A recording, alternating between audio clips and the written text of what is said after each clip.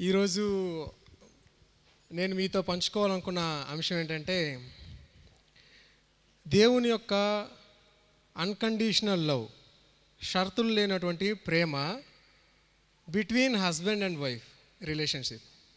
భార్యాభర్తల మధ్య ఉండాల్సినటువంటి షరతులు లేనటువంటి దేవుని ప్రేమ అనే అంశం గురించి మీతో మాట్లాడాలనుకుంటున్నాను. ఈ అంశం ఏంటంటే చాలా తీవ్రమైంది మన యొక్క వైవాహిక జీవితంలో. మరి ఈ విషయంలోనే మరి ఇది ఈ దేవుని ప్రేమ అనేది ఎటువంటి పరిస్థితులను కూడా పరిష్కరిస్తుందంటే, అంటే కొంతమంది ఈ విషయంలో లేమి వలనే అది వారి యొక్క వివాహ జీవితం బ్రేకప్ అంటే విడాకుల దాకా కూడా వెళ్తుంది, లేదా కోర్టుల చుట్టూ తిరుగుతూ అక్కడ మెస్సప్ అయిపోతుంది అనమాట.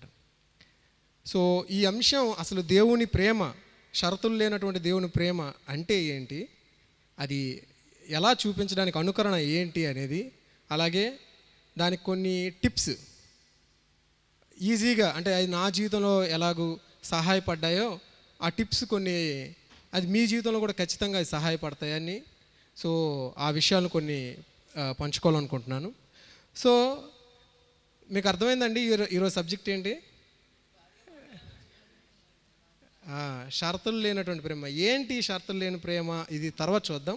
అసలు ఎందుకు విడాకులు దాకా, లేకపోతే అంటే ఎక్స్ట్రీమ్ కండిషన్స్ అనమాట, అంటే వాళ్ళిద్దరి మధ్య భార్యాభర్తలు బయట ఉండొచ్చాం కానీ సమాధానం లేనటువంటి స్థితి, అంటే ఇలా ఉండకూడదు అనేటట్టు, అంటే కలిసి ఉండకూడదు అనేటటువంటి నమ్మికతో జీవిస్తూ ఉంటారనమాట.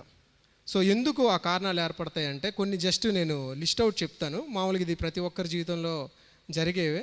అయితే కొంతమంది ఏంటంటే అది అంతవరకు వెళ్ళకముందే సరి చేసుకుంటారు, లేదా కొంతమందికి అసలు ఆ పరిస్థితులు ఎదురవక మంచి సమాధానంగా వారి జీవితాలు కొనసాగిస్తారు. ఉదాహరణకు తీసుకున్నాం అనుకోండి, అంటే ఎందుకు అటువంటి పరిస్థితులు వస్తాయి, అసలు ఈ విషయం ఎక్కడెందుకు డిస్కస్ చేస్తున్నానంటే ఇది ఎవరికైనా సహాయపడవచ్చు, లేదంటే మనకి ఏంటంటే మనం ఇంకెవరికైనా అది ఆ మెసేజ్ని మనం అటువంటి పరిస్థితుల్లో ఉన్న వాళ్ళకి తెలియజేయచ్చు. ఇది ఎవరిని ఉద్దేశించింది కాదు, మనకి ఉపయోగకరంగా ఉంటుందని, ఇతరులకైనా హెల్ప్ చేయడానికి మనకు తెలిసిన వాళ్ళలో కానీ. సో ఎందుకు ఈ పరిస్థితులు ఏర్పడతాయి? మొదటగా చూసుకున్నట్లయితే అమ్మాయి ఇంటికి వచ్చినప్పుడు ఎవరుంటారు? హస్బెండ్ యొక్క పేరెంట్స్ కూడా ఉంటారు. ఆ పేరెంట్స్ వలన కానీ, అంటే వీళ్ళ మైండ్ సెట్ ఒకలా ఉంటుంది, జనరేషన్ గ్యాప్ ఉంటుంది ఏమండి. తర్వాత వాళ్ళు నేటివిటీ, అంటే వాళ్ళు వచ్చిన ఊరు ఒకలా ఉంటుంది, ఈమె వచ్చిన ఊరు అంటే పెరిగిన పరిస్థితులు వేరేగా ఉంటాయి. తర్వాత చూసినట్లయితే ఈ అబ్బాయి తాలూకు అత్తమామల పరిస్థితులు కానీ, లేదా ప్రెగ్నెన్సీ వచ్చినప్పుడు వాళ్ళు ఏమవుతారు, శారీరకంగాను మానసికంగాను బలహీనపడతారు. ఆ సమయంలో సరిగ్గా ప్రార్థన చేసుకునే స్థితిలో ఏమవుతుందంటే వాళ్ళ ప్రార్థనా జీవితం కానీ ఆధ్యాత్మిక స్థితి తగ్గుతూ ఆధ్యాత్మిక జీవితం కూడా హీనమవుతుంది. అటువంటి పరిస్థితుల్లో ఆబ్వియస్గా ఏమొస్తాయి అంటే, ఇప్పుడు ఆల్రెడీ మానసికంగా బలహీనంగా ఉండేటప్పుడు అత్తమామలు డిమాండ్ చేశారు అనుకోండి. డిమాండ్ అంటే నువ్వు అది చేయాలి, ఇవి కూడా నువ్వే చేయాలను. ఆబ్వియస్గా చిరాకు కానీ, లేకపోతే ఆ సమయంలో భర్త పట్టించుకోవాల్సిన విషయం ఉంటుంది. పట్టించుకోనప్పుడు ఏమవుతుందంటే ఖచ్చితంగా విరక్తి అనేది పుడుతుంది.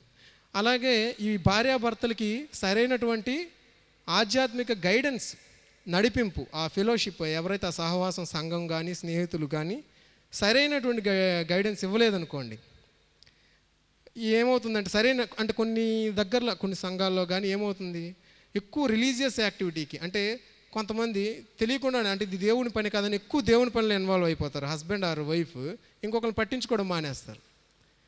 సో అప్పుడు ఏమవుతుంది, వాళ్ళు చాలా పెయిన్లో ఉంటారు. అలాగే పిల్లల విషయంలో కానీ, పిల్లలు కంటారు, ఆ పిల్లల్ని పెంచడం కష్టమైపోతుంది.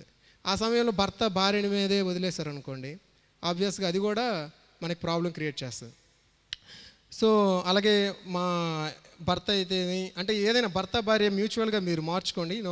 సో ఆఫీస్కి వెళ్ళి వస్తాడు, స్ట్రెయిన్ అయిపోయి ఉంటాడు, పిల్లల్ని చూసి తను స్ట్రెయిన్ అయిపోతుంది. తర్వాత ఫైనాన్షియల్ ప్రాబ్లమ్స్ కానీ, అలాగే ఇప్పుడు 2-3 కొడుకులు ఉన్నారంటే ఎవరు చూడాలి పేరెంట్స్ని అని, ఇలాంటి రకరకాల కారణాల వలన వీళ్ళ మధ్య మొత్తానికి ఏమవుతుందంటే క్లాషెస్ అనేవి ఎక్స్ట్రీమ్ కేసెస్, అంటే అంతానికి వెళ్ళిపోతాయి అన్నమాట. అంటే ఇంకా డైవర్స్ దాకా వెళ్ళిపోయే పరిస్థితులు ఏర్పడతాయి. సో ఇటువంటి సందర్భంలో ఉన్నవారికి దేవుడిచ్చే సందేశం ఏంటి అది ఈరోజు మనం చూడబోతున్నాం. హోషేయ గ్రంథము 3వ అధ్యాయము 1వ వచనము.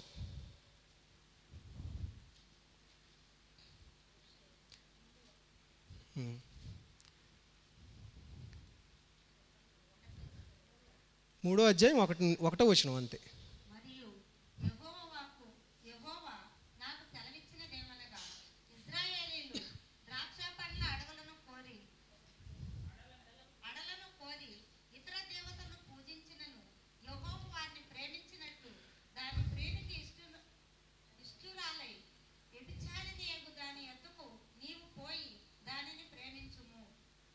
చాలు.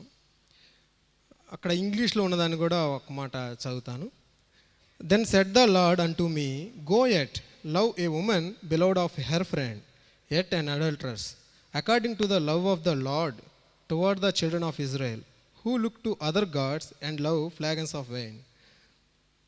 ఇక్కడ ఈ మాటలో జస్ట్ మీరు అందరూ కూడా చాలా సీరియస్గా డల్గా ఉన్నట్టు కనబడుతుంది, లేకపోతే మాకు సంబంధం లేని టాపిక్ లాగా ఉందనుకుంటున్నారేమో. జస్ట్ బీ యాక్టివ్ చెప్పే వాళ్ళ కోసమైనా మీకు ఇక్కడ స్కిట్ కూడా ఒకటి ఉంటుంది. సో లాస్ట్లో be active. I will also take the responsibility to make you active. So ఇక్కడ ఈ మాటను మనం కొంచెం ధ్యానిద్దామండి. ఈ ధ్యానించినప్పుడు మనకి తెలుస్తుంది ఏంటి అసలు అక్కడ విషయం ఏంటి, మనం ఏం జరుగుతుంది, మన జీవితాలకు అది ఎలా అన్వయించుకోవాలనే దాన్ని చూద్దాం. అక్కడ ఏముందంటే మధ్య నుంచి చదువుతున్నా, దాని ప్రియునికి ఇష్టురాలై వ్యభిచారిణి యొగు దాని యొద్దకు నీవు పోయి దానిని ప్రేమించుము. దాని ప్రియునికి అంటే దాని ప్రియుడు అంటే ఒక స్త్రీ యొక్క ప్రియునికి అంటే ఆ స్త్రీకి ప్రియుడు అనమాట. అంటే ఆ స్త్రీ ఆ వ్యక్తిని ఏం చేస్తుంది, ప్రేమిస్తుంది. ఓకేనండి.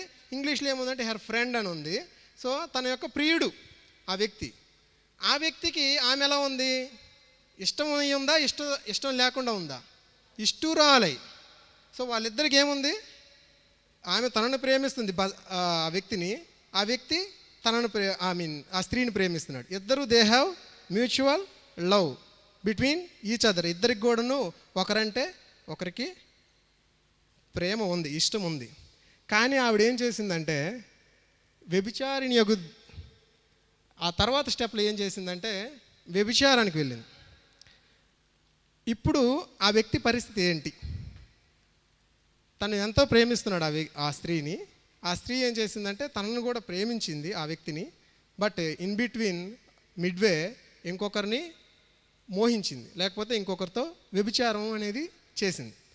అటువంటి పరిస్థితిలో ఉన్నటువంటి హస్బెండ్కి, అటువంటి పరిస్థితిలో ఉన్న వ్యక్తికి దేవుడు ఏం చెప్తున్నాడు, అందరూ చదవండి. దాని యొద్దకు నీవు పోయి దానిని ప్రేమించుము. ఇదే ఈరోజు topic. This is the solution what has God given to us. ఇదే మనకి ఇవ్వబడినటువంటి దేవుడు యొక్క అన్కండిషనల్ లవ్. యాక్చువల్ షరతులు లేనటువంటి ప్రేమ ఏంటంటే అటువంటి వ్యభిచారంలో పట్టబడిన నీ యొక్క ప్రియురాలకి నీవు పోయి దానిని ప్రేమించుము. అది దేవుడిస్తున్నటువంటి సొల్యూషన్ అండి. సో అయితే మనందరికీ తెలిసిన ఒకటి అంశం ఏంటంటే మత్తయి సువార్తలో ఉంటుంది మనకి. ఏంటి, ఎవరైనా వ్యభిచార విషయంలో తప్ప తన భార్యకు పరిత్యాగ పత్రిక ఇవ్వకూడదని చెప్పేసి మత్తయి మిగతా సువార్తల్లో కూడా ఉంటుంది. అది మనకు బాగా తెలుసు. అంటే వ్యభిచారం చేస్తే ఖచ్చితంగా విడాకులు ఇవ్వాలని, లేకపోతే కానీ దేవుడు అలాగే పాత నిబంధన షరతులతో కూడినటువంటి నిబంధన, పాత నిబంధన, అందులో ఏముంది, ఎవరైనా వ్యభిచారంలో పట్టబడితే ఏం చేయాలని ఉంది, రాళ్లతో కొట్టి చంపవలని ఉంది. అది షరతులతో కూడినటువంటి నిబంధన. అయితే షరతులు లేనటువంటి ఈ కొత్త నిబంధన ఎలా ఉందంటే ఆమె వద్దకు వెళ్ళి షో యువర్ లవ్, నీ ప్రేమను వ్యక్తపరచుము, తిరిగి ఆమెను ప్రేమించు. మరి మన జీవితాల్లో ఆలోచించండి, మన యొక్క సహచరి, అది భర్త అయినా కావచ్చు, భార్య అయినా కావచ్చు, ఎవరైతే ఇప్పుడు ఈ క్లాష్ అంటే ఇటువంటి ఉపద్రవంలో ఉన్నారో, ఇద్దరి మధ్య ఒక సరైనటువంటి ఫ్రిక్షన్ లేదు, చిన్న మామూలుగా మనసులు విరిగిన స్థితిలో ఉన్న వాళ్ళకి కూడా ఇది వర్తిస్తారండి ఈ సందేశం. నిజంగా మన సహచరి అటువంటి పని మన పట్ల చేసిందా లేదా చేశాడా? కానీ మనం ఏం చేస్తామంటే మామూలుగా వారిని క్షమించాం కదా మనం. అంటే ఈ గొడవలు ఏవైనా ఇప్పుడు పైన చెప్పిన కారణాల్లో ఏవి కూడా వ్యభిచారం లేదు అక్కడ. ఏది అత్తమామల గొడవలు కానీ, ఫైనాన్షియల్ ప్రాబ్లమ్స్ కానీ, లేకపోతే పిల్లల వలన స్ట్రెయిన్ కానీ, ప్రెగ్నెన్సీ వలన వీక్నెస్ కానీ, ఇవేవి కూడా గొడవలు ఎంత పీక్ లెవెల్, నేను ఐ అండర్స్టాండ్ అవి తీవ్రమైన గొడవలే అయినప్పటికీ కూడా ఇవేవి కూడా వ్యభిచారం అంతా పాపం కాదు. అయితే ఒకవేళ నిజంగా వ్యభిచారమే చేసినప్పటికి కూడా, అంటే అంత పెద్ద పాపం చేసినప్పుడు కూడా దేవుడు చూపుతున్న మార్గం ఏంటి? That is what unconditional. So ఇక్కడ కొన్ని అబ్జర్వేషన్స్ చేద్దాం మనం. అసలు హస్బెండ్ వైఫ్ అనే ఒక బంధం ఏంటంటే ఈ లోకంలోనే ఉన్నటువంటి అత్యంత సాన్నిహిత్య సంబంధము, ఇంటిమేట్ రిలేషన్షిప్. అలాగే ఈ బంధం ఎలాంటిదంటే సున్నితమైన సంబంధం. అంటే ఇంకొక వ్యక్తి పైన వేరొక వ్యక్తికి ఏమాత్రం కూడా అధికారం లేదు. ఆ భర్తకు తన శరీరం పైన భార్యకే కానీ భర్తకు కూడా అధికారం లేదు. అలాగే భార్య శరీరం పైన భర్తకే కానీ భార్యకు కూడా అధికారం లేదు. అంటే ఒకరికి ఇద్దరు పంచుకుంటారు, ఎంజాయ్ చేస్తారు, షేర్ చేసుకుంటారు. అలాగే ఒకరి నుంచి ఒకరు ఆనందాన్ని పొందుకుంటారు. కానీ మూడో వ్యక్తికి ఏ విధమైనటువంటి అధికారం ఇచ్చినా ఇమీడియట్లీ పెళ్ళైన ఈ వివాహ బంధంలోకి అడుగుపెట్టిన మొదటి నుంచి కూడా అది ఆరంభం అయిపోద్ది. ఒకవేళ తను లేకపోతే ఆ వ్యక్తి either bride or bridegroom, ఆ పెళ్లి కొడుకు లేదా ఆ పెళ్లి కూతురు వేరే ఒకరితో సన్నిహితంగా మాట్లాడినా, చనువుగా ఉన్నంటే ఆపోజిట్ సెక్స్తో వెంటనే వీళ్ళకి ఏమొస్తుంది? ప్యాషన్ వస్తుంది, తట్టుకోలేరు కదా. అటువంటి సున్నితమైన బంధము ఈ వివాహ బంధము. సో అక్కడ జరిగిన పాపం ఏంటి చెప్పండి? ఒక భార్య కానీ ఒక భర్త కానీ చేయగలిగే అత్యంత పెద్ద హాని, ఒక భార్య తన భర్తకి లేదా ఒక భర్త తన భార్యకు చేయగలిగే పెద్ద హాని ఏంటి? ఏదైనా చెప్పండి. వ్యభిచరించడం. He cannot tolerate. అంతే కదా. Or she cannot tolerate. నా భార్య లేకపోతే భర్త ఒక వ్యభిచారంలో పట్టబడినప్పుడు లేకపోతే వ్యభిచరించిన తెలిసినప్పుడు దే కెనాట్ టాలరేట్. అంటే వాళ్ళు కొట్టుకోవచ్చు, తిట్టుకోవచ్చు, ఏదైనా జరగవచ్చు. కానీ వీటన్నిటికంటే గాయపరిచేటటువంటి పెద్ద పాపం. సో దేవుడు ఏం చూపిస్తున్నాడంటే హయ్యెస్ట్ రిలేషన్, అంటే పెద్ద సాన్నిహిత్యమైన, అంటే హయ్యెస్ట్ రిలేషన్లో జరిగిన హయ్యెస్ట్ పెయిన్ఫుల్ థింగ్, పెద్ద బాధాకరమైన విషయం. దేవుని యొక్క ప్రమాణం చూడండి. అటువంటి అత్యంత సన్నిహిత సంబంధంలో జరిగినటువంటి అత్యంత పెద్ద పాపాన్ని దేవుడు ఎలా డీల్ చేస్తున్నాడంటే, గో అండ్ లవ్ హెర్, వెళ్ళి తనను ప్రేమించు. అక్కడ ఇంకో మాట కూడా ఉంది, according to the Lord's love. దేవుని ప్రేమ ఎలా ఉందో ఆ ప్రేమలా ప్రేమించాలి. ఓకేనండి. సో ఇది మనకి దేవుడు చూపిస్తున్నటువంటి మార్గం. ఏంటంటే అటువంటి పరిస్థితులు మనకి ఇంకా రాలేదు, అయినప్పటికీ కూడా అటువంటి పరిస్థితుల్లో కూడా దేవుడు చూపిస్తున్న మార్గం ఏంటంటే ప్రేమించమని. సో ఇక్కడ ఇంకా చూసినట్లయితే ఆమె ఏమైనా క్షమాపణ అడిగి వచ్చిందా ఇతను క్షమించడానికి? ఈయన్ని వెళ్ళమంటున్నాడు, నువ్వు పోయి తనని ప్రేమించు. అలాగే మనం చూసినట్లయితే ఇది మన క్రైస్తవ జీవితాన్ని చూసుకుందాం. ఎన్నిసార్లు మనం తప్పిపోతుంటాం, దేవుడిని విడిచిపెట్టి మన లోక సంబంధమైనటువంటి లేకపోతే శరీర సంబంధమైనటువంటి జీవితాన్ని జీవిస్తూ ఉంటాం, అవునా? అలాగే ఆ వ్యభిచారిణి ఎన్నిసార్లు వెళ్తుందో, repeatedly she is doing the same sin, అదే పాపాన్ని మరలా చేస్తుంది. బట్ దేవుని యొక్క ఇదేంటంటే, అంటే మన జీవితంలో మన సహచరి మనల్ని క్షమించమని అడగకపోయినప్పటికి కూడాను, అలాగే తను చేస్తున్న తప్పు ఏదైతే విషయంలో మనల్ని గొడవ వేసుకుంటుందో, లేకపోతే అది ఎక్కడో విడాకుల దాకా తీసుకెళ్తుందో, ఇలాంటివి ఏమైనా సరే రిపీటెడ్ చేస్తున్నప్పుడు కూడా దేవుడు చూపుతున్న మార్గం ఏంటంటే లవ్ హెర్. మరి ఇటువంటి పరిస్థితుల్లో ప్రేమించడం కష్టం కదండి. ఇది అందరికీ తెలుసు, ఈ విషయం కొత్తదా అని అనుకోవచ్చు మీరు. ఎలాగూ ఆ ప్రేమ మనలో నుంచి బయలుపడుతుంది, ఎలాగూ మనము క్షమించగలుగుతాము అనే విషయాలు ఈరోజు పంచుకుంటాం. ప్రాక్టికల్గా ఎలాగూ చేయాలి, ఎలాగూ చేయగలుగుతాము అనేదాన్ని ఈరోజు మనం చూడబోతున్నాం. ఓకేనండి.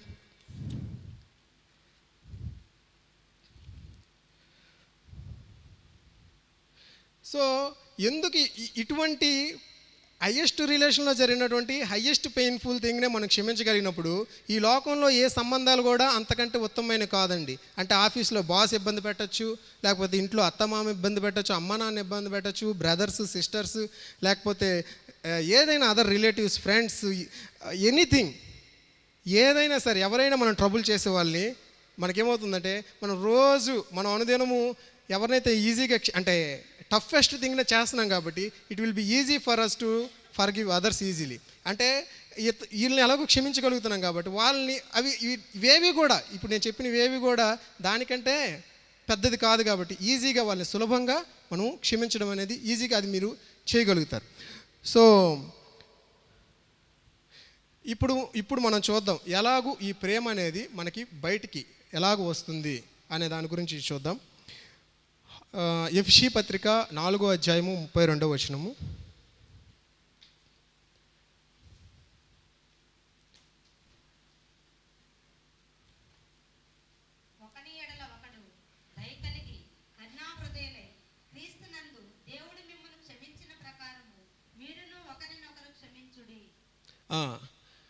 ఇక్కడ నుండి స్టార్ట్ అవుతుందండి మన ప్రాక్టికల్గా ఎలాగూ ఈ మూమెంట్ ఎలా జరుగుతుంది, మన బంధం డెసిషన్ మనకు అర్థమైంది. వాట్ ఈజ్ అవర్ డెసిషన్ అనేది ఏంటి, విడిచిపెట్టాలా చేయి పట్టుకోవాలా అనేది మనకి అర్థమైంది. దేవుడు చూపిస్తున్న మార్గం ఏంటో అర్థమైంది. దేవుడు రాళ్లతో కొట్టి చంపమన్నాడే కానీ నిజంగా ఆయన యొక్క హృదయము అది కాదు కదా. ఆయన హృదయం ఏమై ఉందంటే మరి ఇక్కడేం చెప్తున్నాడు, వ్యభిచారిని వెళ్ళి నేను చేస్తున్న ప్రకారం నేను ఇజ్రాయేలు ఏళ్ళ చేస్తున్నాను. ఇజ్రాయేల్కి ఆయన ఎన్నోసార్లు దగ్గర ఐగుప్తు నుంచి తీసుకొచ్చాక వాళ్ళు ఎన్నోసార్లు తప్పిపోయారు. అయినప్పటికీ ఆయన ఏం చేస్తున్నాడు, మరలా వెళ్తున్నాడు, మరొక ప్రవక్తను పంపిస్తున్నాడు, మరలా తీసుకుంటున్నాడు, దగ్గర తీసుకుంటున్నాడు. అలాగూ నువ్వు చేయి అంటున్నాడు. యాక్చువల్ గాడ్స్ హార్ట్ అక్కడ రివీల్ అవుతుంది, ప్రత్యక్షపరచబడుతుంది. ఏంటంటే వ్యభిచారంలో ఉన్నప్పటికి కూడాను అటువంటి స్త్రీ అటువంటి పురుషుడు అటువంటి పరిస్థితుల్లో కూడా నేనేం చేస్తున్నానో అది చూడు. అదే మనకి యోహాను సువార్త 8వ అధ్యాయంలో అవసరం లేదు, జస్ట్ బ్రీఫ్ చేస్తాను. అక్కడ కూడా ఒక వ్యభిచారంలో పట్టబడిన స్త్రీ ఉంటుంది. ఇది దేవుడు ఆల్రెడీ వ్యక్తపరిచాడు ఈ హోషేయ గ్రంథంలో. ఇది ఓల్డ్ టెస్టిమెంట్ బుక్ అయినప్పుడు కూడా న్యూ టెస్టిమెంట్ లవ్ని అక్కడ వ్యక్తపరుస్తుంది. అంటే దేవుని యొక్క హృదయాన్ని బయలుపరుస్తుంది. ఏంటంటే ఈ వ్యభిచారంలో పట్టబడిన స్త్రీని రాళ్లతో కొట్ట చంపమని ఉంది కదా, నువ్వేం చేస్తావు, నువ్వు బోధకుడా నువ్వేం చెప్తావు అని అడుగుతారు కదా. మీలో పాపం చేయని వాడు ఎవడో వాడు మొదట రాయి వేయమంటాడు. అప్పుడు దట్ ఈస్ ద వే. ఆ మార్గంలో ఆమెను రక్షిస్తాడు ప్రభు. సో ప్రభు యొక్క హృదయం ఆల్రెడీ వ్యక్తపరచబడింది. వ్యభిచారంలో పట్టబడినప్పుడు కూడాను ఆయన యొక్క మార్గం ఏంటంటే ప్రేమ చూపించడము, క్షమించడం. అది అక్కడే ఆల్రెడీ మనకి పాత నిబంధనలో ఆయన యొక్క ప్రేమ వ్యక్తపరచబడింది. అందుకని హెబ్రీ పత్రికలో కూడా ఏమని ఉంటుందంటే నేను ఇకను వారి పాపములను ఇక ఎన్నటికీ జ్ఞాపకం చేసుకోనను అని ఉంటుంది. సో అంటే మీరు ఇక్కడ ఈరోజు మనం ధ్యానించాలనుకున్న విషయం ఏంటంటే దేవుని యొక్క అపరిమితమైన ప్రేమను గురించి ఈరోజు మాట్లాడబోతున్నాం. దాని గురించి మరింత డీటెయిల్గా మాట్లాడదాం. అయితే సో దేవుని యొక్క హృదయం ఏంటంటే ఒక తప్పు చేసినప్పుడు భార్య లేదా భర్త అది ఎంత ద్రోహమైనప్పటికి కూడా దేవుని యొక్క హృదయం ఎలా ఉందంటే క్షమించి ముందుకు వెళ్ళు, ప్రేమించి ముందుకు వెళ్ళు. అయితే ఎందుకు మనం క్షమించలేకపోతున్నాం, ఎందుకు మనం ప్రేమించలేకపోతున్నాం, ఎలా ప్రేమించాలో ఈ వాక్యం బాగా అర్థం చేసుకోండి. క్రీస్తునందు దేవుడు మిమ్మల్ని క్షమించిన ప్రకారము మీరును ఒకరినొకరు క్షమించుడి. క్రీస్తునందు దేవుడు మిమ్మల్ని క్షమించిన ప్రకారము మీరును ఒకరినొకరు క్షమించుడి. ఈ మాట ఎంతమందికి ఈజీగా ఇమీడియట్గా గుర్తొస్తుంది? ఎవరైనా చేతులు ఎత్తండి ఇమీడియట్గా. ఇంకొక మాట నేను ఇప్పుడు చెప్తాను, అది ఈజీగా గుర్తొస్తుందా? ఈ రెండింటిలో మీరు టాలీ చేసి చెప్పండి, అప్పుడు మీకు క్లారిటీ ఉంటుంది. మీ పాపం ఇతరుల పాపములు మీరు క్షమించని ఎడల మీ పాపములు క్షమించబడవు. ఈ రెండిట్లో which is more familiar to you? ఏది ఎక్కువగా మీకు తెలుసు?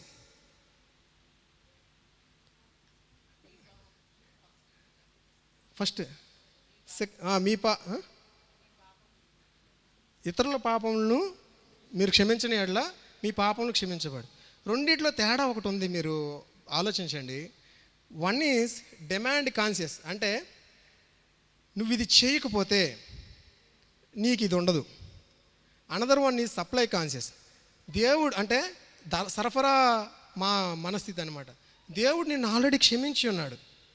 ఎంత గొప్పగా క్షమించి ఉన్నాడు! శిలువలో మరణం అవునంతగా క్షమించి ఉన్నాడు, ప్రాణం పెట్టినంతగా క్షమించి ఉన్నాడు, రక్తం కార్చినంతగా క్షమించి ఉన్నాడు. కాబట్టి క్రీస్తునందు దేవుడు మిమ్మల్ని క్షమించిన ఆ ప్రకారము మీరును ఒకరినొకరు క్షమించుడి. ఇదేంటంటే ఈ కాన్షియస్ ఆల్రెడీ దేవుడు నన్ను క్షమించి ఉన్నాడ్రా అనేది నమ్మడం ద్వారా ప్రతిదీ క్రైస్తవ జీవితంలో ఎలా పొందుకుంటామంటే నమ్మడం ద్వారా, విశ్వసించడం ద్వారా మనం పొందుకుంటామండి. అది నేను కలిగి ఉన్నాను అన్నప్పుడు కలుగుతుంది. మీరు మీ యొక్క విశ్వాసం చొప్పున మీకు జరుగునని ఉంటుంది. సో దేవుడు నన్ను క్షమించి ఉన్నాడు, నన్ను ఎంతలా క్షమించి ఉన్నాడు అనేది మనం ధ్యానించడం ద్వారా ఇతరులను ఈజీగా క్షమించగలుగుతాం. దేవుడు నన్ను క్షమించి ఉన్నాడు, ప్రేమించి ఉన్నాడు అనేది అనుదినము మనం ధ్యానించాలి. అనుదిన జీవితంలో మనకి ఎదురయ్యే సమస్యల విషయంలో, ఎవరైనా క్షమించాల్సిన విషయంలో ఫస్ట్ నేను క్షమించకపోతే నన్ను దేవుడు క్షమించడు అనే కాన్షియస్ కాకుండా, నన్ను ఎంతగా దేవుడు క్షమించి ఉన్నాడో కదా, సో ఆ ప్రేమతో నేను అంత గొప్ప ప్రేమను, అంత గొప్ప కరుణను అనుభవిస్తున్న నేను ఇది చాలా చిన్న విషయమే, నేను వ్యభిచారనే, నన్ను క్షమిస్తున్నాడే. ఇతను చేసింది సపోజ్ నన్ను హర్ట్ఫుల్ వర్డ్ వాడాడు అంతే, నన్ను గాయపరిచే మాట మాట్లాడాడు, లేకపోతే నన్ను తక్కువ చేసి మాట్లాడాడు, లేకపోతే ఇంకేదో చేశాడు, లేకపోతే ఒక డబ్బులు నాకు మోసం చేశాడు అంతే. కానీ నేను డైలీ అనుదినము తప్పిపోతున్నప్పుడు దేవుని ఎడల నేను ద్రోహం చేసిన వాడిని అవుతున్నాను. అయినప్పటికీ దేవుడు నన్ను ఎంతగానో ప్రేమిస్తున్నాడు, ఎంతగానో క్షమిస్తున్నాడు అనేటటువంటి మైండ్ కీప్ ఆన్ మనము ధ్యానిస్తున్నప్పుడు, ఈ ప్రేమ అనేది దేవుని యొక్క ప్రేమ, ఆ కరుణతో కూడిన ప్రేమ. దేవుని ప్రేమ ఏంటంటే కనికరంతో కూడిన ప్రేమ. మొదటి జాలి పడుతుంది, తర్వాత క్షమిస్తుంది. సో ఆ కనికరంతో చూసినప్పుడు ఏమవుతుందంటే అవతల వ్యక్తిని క్షమించడము మీకు చాలా తేలిక అవుతుంది. డిమాండ్ కాన్షియస్లో అంటే నా పాపం క్షమించబడవరా అనుకున్నప్పుడు ఏమవుద్దంటే, మీ భార్య మీ భర్త మిమ్మల్ని హర్ట్ చేసినప్పుడు ఏం జరుగుద్దో తెలుసా అండి? ఫస్ట్ మీకు ఏమొస్తుంది తెలుసా? ఫ్రస్ట్రేషన్ వస్తుంది. ఎందుకంటే ఇప్పుడు క్షమించకపోతే దేవుడు నన్ను క్షమించడు, ఎలాగూ క్షమించాలి. సో లేకపోతే ఇవేంటి ఏంటంటే నా నుంచి ఏదో ఇవ్వాలి అనే కాన్షియస్ అనమాట. కానీ నీ నుంచి ఇవ్వాలంటే యూ విల్ డ్రై అప్, నీలో ఏం లేదు ఇవ్వడానికి. నిజానికి నేను పొందుకున్నది, నేను ఎంత పొందుకున్నాను ఆ సప్లై కాన్షియస్తో మనం ఉన్నప్పుడు మనకి అది ఈజీ అవుతుంది, సంతోషం వస్తుంది. దేవుడు నన్ను ఎంత కరుణిస్తున్నాడో, ఎంత కనికరిస్తున్నాడో అని. అదే భార్య భర్తకైతే వెళ్ళి హగ్ చేసుకొని కిస్ చేయొచ్చు కూడా, ఈవెన్ దేనికి వ్యతిరేక అంటే నీకు చేసిన గాయానికి బదులుగా. అది దేవుని ప్రేమ, అది అగాపే ప్రేమ. అదే అంటున్నాడు, వెళ్ళి నువ్వు ప్రేమించు నీకు జరిగిన హానికి బదులుగా. నేను చెప్తుంది థియరిటికల్గా ఉండొచ్చు, కానీ ఇది జరిగింది, ప్రాక్టికల్ జరుగుతుంది కూడా. ఏంటంటే దేవుని యొక్క ప్రేమను ఎంతగా ధ్యానిస్తావో, ఒక మాట ఉంది కొరింథీయుల్లో, ఆయనను చూస్తూ ఆయన వలె మనం మారుతాం. ఆయన చూస్తూ అద్దంలో చూసినట్లుగా చూస్తూ మనం ఆయన వలె. ఇంకో మాట ఉంది విగ్రహారాధికుల గురించి, వాటిని మొక్కువారు అటువంటి వారే అని ఉంటుంది. అవి మాట్లాడవు, అవి చూడవు, వాటికి హృదయం రాతి హృదయం, వాటిని మొక్కువారు కూడా అటువంటి వారే. అంటే ఏంటి? మనము మన దేవుడిని ఎలా చూస్తామో, మన దేవుడిని ఎలా ఆరాధిస్తామో అలాగూ మనం ఇతరుల పట్ల నడుచుకుంటాం. మనం ఎంతగా క్షమించబడి ఉన్నామని నమ్ముతామో అంతగా మనము ఇతరుల్ని ప్రేమించగలుగుతాం.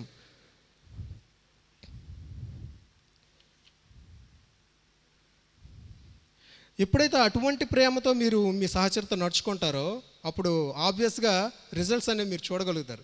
రిజల్ట్స్ ఓరియంటెడ్గా మీరు ప్రవర్తించొద్దు, కానీ జస్ట్ క్రైస్ట్ నన్ను ఎలా ఫర్గివ్ చేశాడు, క్షమించాడు అనే మోటివ్తో మీరు నడుచుకుంటున్నప్పుడు రిజల్ట్స్ ఆటోమేటిక్గా వారిలో చేంజెస్ తీసుకొస్తాయి. అదే లా కాన్షియస్, నేను మా మదరు బ్రతికున్నప్పుడు తను ఒక క్యాన్సర్ పేషెంట్, చాలా తను సఫర్ అయ్యేది సిక్నెస్ వలన కానీ తన బలహీనతల వలన. సో తన వలన నాకు ఎప్పుడైనా లేకపోతే నా వలన తనకు గాయమయ్యేటప్పుడు, లేదా తన వలన నాకు గాయమయ్యేటప్పుడు నేను ప్రేమించాలి, క్షమించాలని నేను ప్రయాసపడేవాడిని. కానీ మనకి ఈజీ, మన ఫ్రస్ట్రేషన్ లెవెల్ లేకపోతే మన విసుగు క్షణంలో తెలిసిపోద్దండి, మనకు తెలియదు. కానీ బయట ఎదుటి వాళ్ళకి ఈజీ, మన expressions are very, face is the index of the heart అనే ఒక మాట ఉంది. అంటే మన హృదయ యొక్క స్థితి మన ఫేస్లోని ఇట్టే తెలిసిపోద్ది. సో తన మరణం వరకు కూడా నేను ఎంత ప్రేమిస్తున్నాను, ఎంత క్షమిస్తున్నాను, ఎంత సహిస్తున్నాను, ఈ మూలంగా క్రీస్తు ప్రేమ ఇదా అని అనుకుంటుందని కోసం వెయిట్ చేశా, కానీ బట్ అది జరగల. బట్ ఎప్పుడైతే ఈ కాన్షియస్, దేవుడు నన్ను ఎంత క్షమించాడు అనే కాన్షియస్తో నేను క్షమించడము, ప్రేమించడం మొదలుపెట్టినప్పుడు I have seen the results in my marriage life.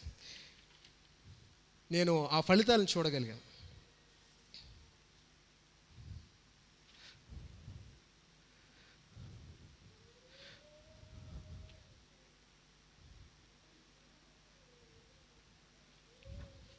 Okay, so ఇప్పుడు ఇంకో మాట చూద్దాం, ఈ క్షమించడం ఎలాగనేది. 2 పేతురు 1వ అధ్యాయం 5వ వచనం నుంచి 9వ వచనం వరకు.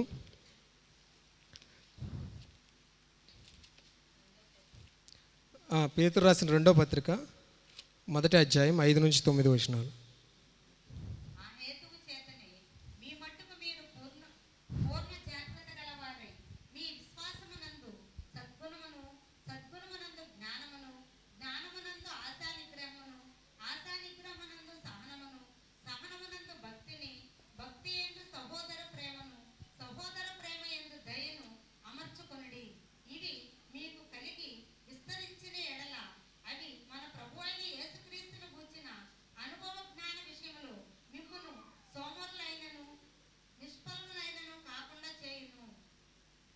ఓకే, ఇక్కడ ఒక 9వ వచనం బాగా అర్థం చేసుకోండి. ఇవి ఎవనికి లేకపోవునో వాడు తన పూర్వ పాపములకు శుద్ధి కలిగిన సంగతి మర్చిపోయి గుడ్డివాడును దూరదృష్టి లేనివాడునగును.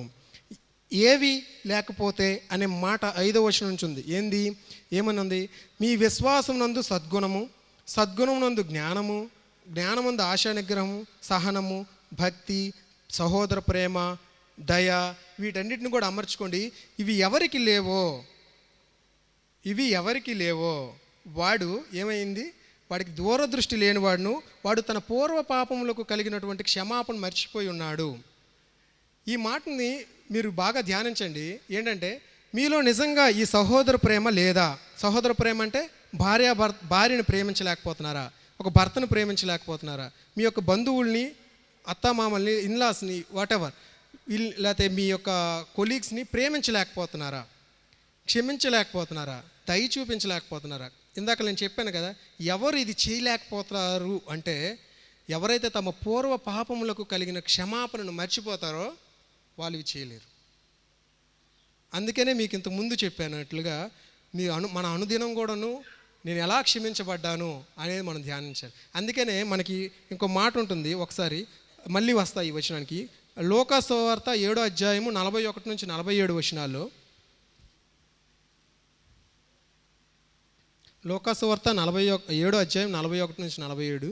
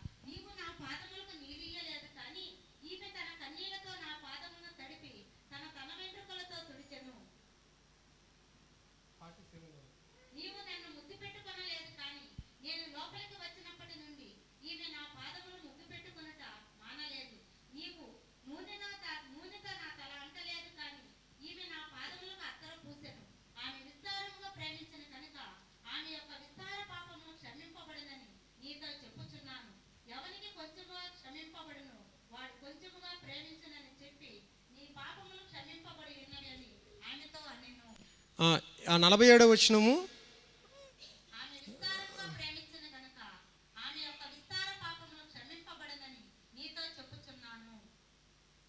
ఇక్కడ రెండో పాట చూడండి. ఎవనికి కొంచెముగా క్షమింపబడినో వాడు కొంచెముగా ప్రేమించునని చెప్పి. నిజానికి ప్రభు యొక్క క్షమాపణ ఒకడికి కొంచెంగా, ఇంకొకరికి ఎక్కువగా క్షమిస్తాడా ప్రభువు? ఇద్దరికి సమానంగా కదా క్షమించాడు. మరెందుకు ఆ పరిచయుడు ఆ క్షమను, ప్రేమను ప్రభు పట్ల చూపించలేకపోతున్నాడు? ఈ వ్యభిచారంలో పట్టబడిన స్త్రీ అది చూపించగలుగుతుంది. తను ఎక్కువ తప్పు చేసిందని. దేవుని దృష్టిలో ఇద్దరు పాపలే కదా. వ్యభిచారం చేయవద్దన్నవాడు దొంగలించవద్దని కూడా చెప్పాడు. ఎక్కువ ప్రేమించింది. ఓకే, ఎందుకు ఎక్కువ ప్రేమించగలిగింది? తన పాపములు ఎంతగా క్షమించబడ్డాయో తనకు కాన్షియస్, షీఈస్ హ్యావింగ్ కాన్షియస్, నాకు ఎంతగా నా పాపములు క్షమించబడ్డాయి అనేటటువంటి జ్ఞప్తి, అటువంటి ధ్యానము కలిగి ఉంది కాబట్టి అంతగా ప్రభువును ప్రేమించగలిగింది. ఒకటి గుర్తుపెట్టుకోండి, ప్రభువును ప్రేమించగలిగినప్పుడు మన ఇతరులని ప్రేమించడము అప్పుడే సాధ్యమవుద్ది. ఆ ప్రభువును మనం ప్రభువు పట్ల మనం చూపించే ప్రేమే ఇట్ విల్ ఎన్ఫోర్స్, మనల్ని బలవంతులుగా, మనల్ని బలపరుస్తుంది ఆ ప్రేమను ఇతరుల పట్ల చూపించడానికి. ఎందుకంటే ప్రభువు ప్రేమ మనలో ఆ కార్యం చేస్తుంది. ప్రభువు నన్ను ఎంతగా ప్రేమిస్తున్నాడు అనేది ధ్యానించినప్పుడు ఇతరులను ప్రేమించడం అనేది సులువవుతుంది. ఆ ప్రేమ అనేది మనలో వర్క్ చేస్తుంది. దేవుని యొక్క ప్రేమ ఇతరులను ప్రేమించడానికి మనకి ఎంపవర్ చేస్తుంది, మనకి శక్తివంతులుగా చేస్తుంది. అందుకని ఆవిడ ప్రభువుని అంతగా ప్రేమించగలిగింది. ఇంకో చోట ఒక ఆవిడ చాలా వెలైనటువంటి అత్తరు జటమాంసి అత్తరుని ఆవిడ ఏం చేస్తుంది? పగలగొట్టి ప్రేమించగలుగుతుంది. ఎందుకంటే వాళ్ళు కూడా, వీళ్ళందరూ కూడా వ్యభిచారులు. నేను ఎంతగా అదే పరిచయులు వేషధారులై ఉన్నారు. వేషధారులై వాళ్ళు మేము ఇంత తప్పులు చేయలేదే, ఈ వ్యభిచారం చేసినంత తప్పులు చేయలేదే, లేకపోతే సుంకరులు అంత పాపులం కాదే అనేటువంటి మనసులో ఉన్నారు. కాబట్టి ప్రభువుని వాళ్ళు ప్రేమించలేకపోయారు. వాళ్ళు ఎంతవరకు బోధకుడు అనే దగ్గర ఆగిపోయారు. కానీ వీళ్ళైతే కన్నీళ్లతో వాళ్ళ జడలతో ప్రభు యొక్క పాదాలు తుడవగలిగారు, కడగగలిగారు. సో ఇప్పుడు మరలా చూద్దాం, అక్కడ పేతురులో ఏముంది? ఎవరైతే తమ పాపాలను క్షమించబడ్డాయని ధ్యాస ఉంటుందో వాళ్ళకి ఏమొస్తుందండి? అందుకని ఆ మాటలన్నీ లింక్డ్ వచనాలు ఉంటాయి. జ్ఞానమందు భక్తి, భక్తి అందు సహోదర ప్రేమ, సహోదర ప్రేమ అందు దయ, ఇవన్నీ వస్తాయంట ఆటోమేటిక్. అవన్నీ కూడాను దీనికి లింకప్. దేనికి లింకప్? ప్రభువు నన్ను ఎంతగా క్షమించి ఉన్నాడో అనేటటువంటి ప్రేమ మనం కలిగి ఉన్నప్పుడు ఏమొస్తుందంటే జ్ఞానం వస్తుందండి. ఈ జ్ఞానంతో ఏం చేయొచ్చు అంటే, భర్తలకు రాయబడింది కదా పేతురుపత్రిక, 1 పేతురుపత్రిక 3వ అధ్యాయంలో ఏమనుంది? భర్తలారా, మీ భార్య బలహీనమైన ఘటమని ఎరిగి వారితో జ్ఞానం చొప్పున కాపురం చేయండి. ఆ జ్ఞానం ఎక్కడ వస్తుంది? మనం డైరెక్ట్ జ్ఞానం కోసం ప్రార్థన చేస్తాం. కానీ మొదట you start with love, you start with forgiveness. మీరు ప్రేమతో మొదలు పెట్టండి. ఆవిడ నీకు చేసే హానికి, ఆవిడంటే అతను రివర్స్, ఓకేనా? రెండు తీసుకోండి.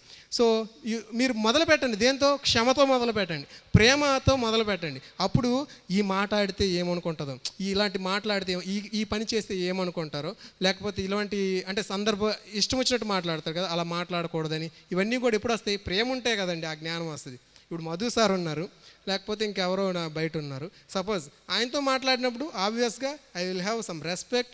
అప్పుడు నేను మాట్లాడేది కూడా అవసరమైంది మాట్లాడతాం, లేకపోతే లేదు. అది బయట వాళ్ళతో మనం అలా మాట్లాడతాం, ఎవరైనా సరే.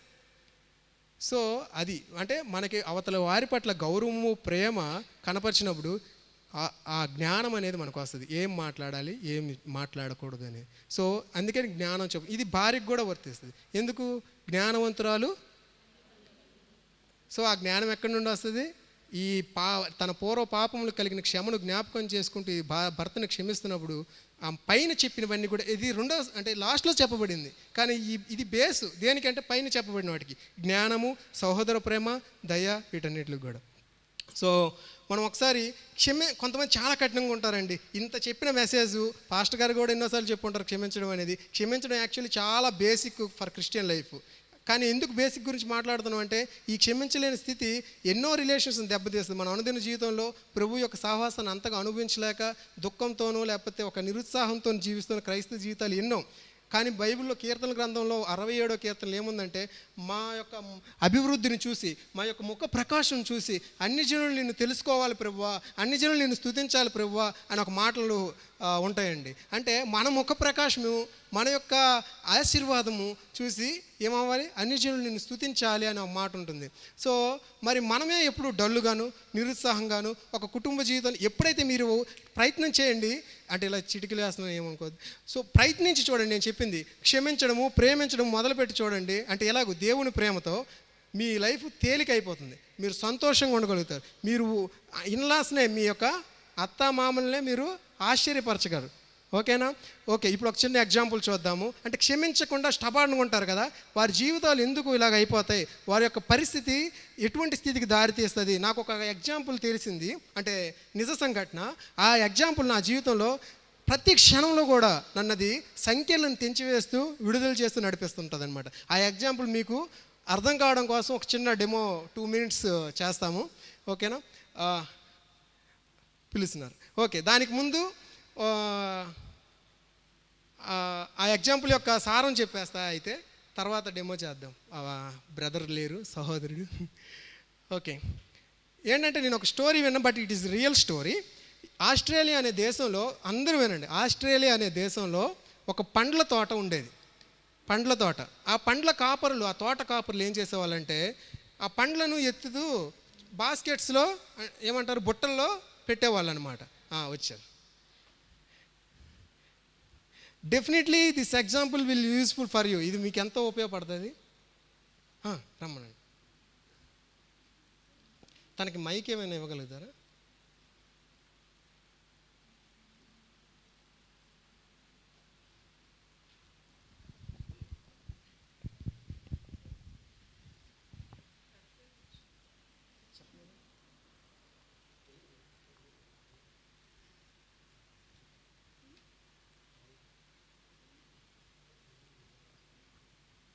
భయపడుతున్నా.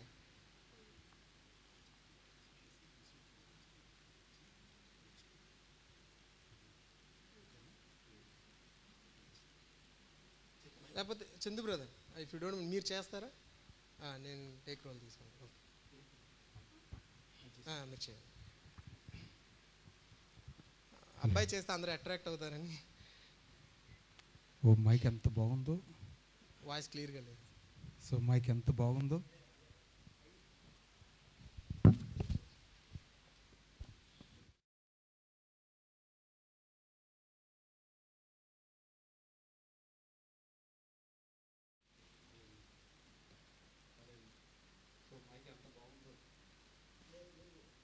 మైక్ మా ఇంట్లో లేదు, ఇంటికాడ ఉంటే ప్రాక్టీస్ చేయడం బాగుంటుంది. ఇది అడిగితే ఇస్తారంటారా? ఎవరేమో, అందుకోసం అని చెప్పి చెప్పకుండా దీన్ని దొంగతనంగా నేను తీసుకెళ్ళిపోతా. ఇది ఎవరికి తెలియదు కదా, కనుక ఇది నేను దొంగతనంగా తీసుకెళ్ళిపోతా.